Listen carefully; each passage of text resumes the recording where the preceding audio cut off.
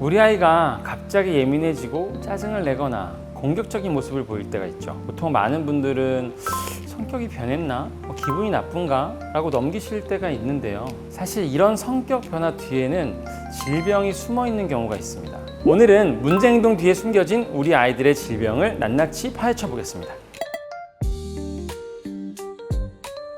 자, 많은 보호자분들이 아이가 기분이 나쁜가? 예민해졌나라고 생각을 하세요. 하지만 실제는 어디가 아프거나 불편해서 성격적인 변화가 나타나는 경우가 훨씬 많습니다. 공격적인 경우도 있고요. 아픈데 자꾸 건드리려고 하니까 물려고 하는 거죠. 그리고 자꾸 피하기도 하고 안아주는데 도망가고, 그런 것들이 다 불편하거나 아파서일 수도 있고요. 그러니까 결국에는 이런 것이 행동 문제라고 단순히 치부하기보다는 혹시 어디가 아픈 것은 아닌지 건강 상태를 확인해 보시는 것이 필요합니다.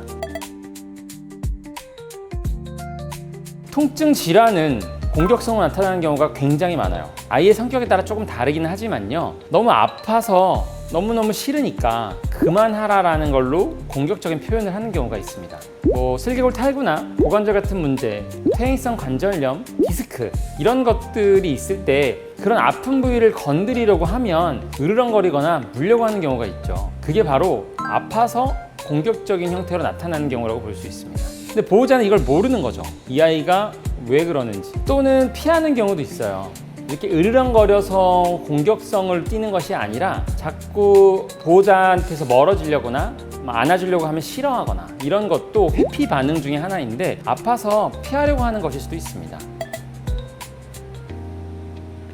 신경계 질환이 있으면 과민 반응을 하거나, 밝았던 아이가 멍해진다거나, 잠을 안 자고 계속 짖는다거나, 이런 문제들이 일어날 수 있거든요. 그리고 호르몬 질환에도 영향을 주는데요. 예를 들어서 갑상선 기능 항진증이 있다거나, 고양이한테서 너무나 갑자기 활동성이 좋아지거나 또는 공격성이 좀 심해진다거나 하는 그런 증상들이 생길 수 있고요. 에디슨 질환 같은 경우는 약간 무기력하거나 우울하거나 추워한다거나 그런 질병이 생기기도 합니다.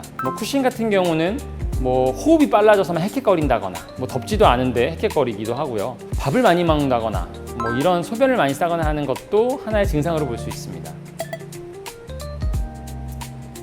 우울해하거나 좋아했던 것을 안 하려고 하는 경우들도 있습니다. 이런 경우는 내과적인 원인인 경우가 많은데요. 우울해한다기보다는 힘들어한다고 볼 수 있습니다. 산책을 나가자고 하는데 잘 안 나가거나, 아니면 나갔는데 금방 지쳐하거나 하는 경우는 심장질환이거나 호흡기 질환일 수도 있고요.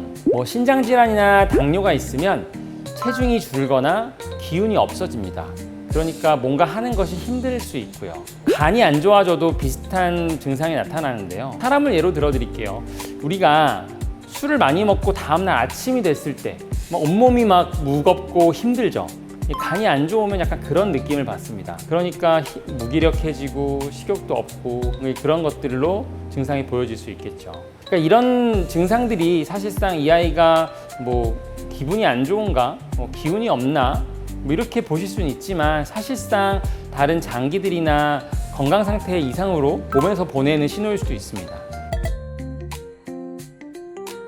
한 7살 정도 됐는데 한번 안아 올리려고 해서 깽거리면서 손을 물었다고 하셨어요. 보니까 퇴행성 관절염, 허리 디스크 이런 것들이 심해서 이렇게 안으려고 하니까 허리가 이렇게 눌리죠. 그러다 보니까 너무너무 아픈 거예요. 그래서 막 소리를 지르고 계속 아프니까 그만하라고 문 거죠. 퇴행성 관절염, 디스크로 인한 원인이었고요. 약을 먹고 한 2주 만에 그런 소리를 지른다거나 공격성은 사라졌고 4주 정도 치료를 해서 많이 좋아진 사례가 있었습니다.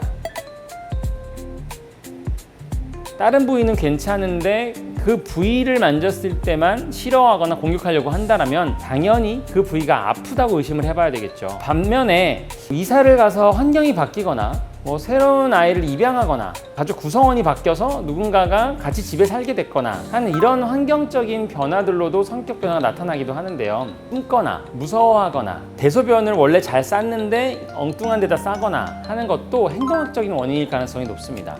이런 질병적인 문제라던가 행동적인 문제, 심리적인 문제를 구별하려면 과거에 했던 행동과 지금 하는 행동의 패턴들을 조금 잘 보시면 좋을 것 같습니다.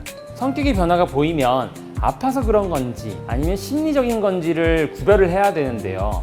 이게 상당히 어렵습니다. 왜냐하면 물어볼 수가 없거든요.